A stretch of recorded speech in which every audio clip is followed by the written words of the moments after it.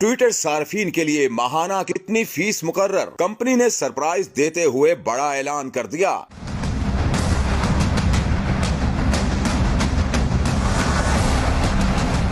Twitter इंतजामिया ने बताया कि ट्विटर की जानिब से सब्सक्रिप्शन सर्विस का पहले से ज्यादा बेहतर वर्जन 12 दिसंबर को दोबारा मुतारिफ कराया जा रहा है। ट्विटर कंपनी के मुताबिक नई सर्विस की सब्सक्रिप्शन से सार्फिन अपने ट्वीट्स में तरमीम कर सकते हैं। सार्फिन 1080 पिक्सल की वीडियो भी अपलोड कर सकेंगे। नई सर्विस की सब्सक्रिप्शन फीस $8 यानी 1798 पाकिस्तानी रुपए फी माह होगी।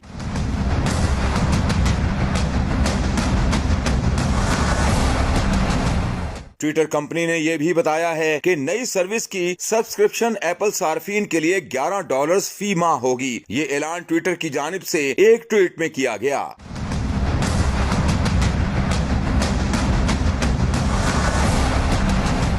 ऐलान में इस बात की कोई वजाहत नहीं की गई कि एप्पल सार्फिन दीगर के मुकाबले में सब्सक्रिप्शन सर्विस के लिए ज्यादा फीस क्यों अदा करेंगे।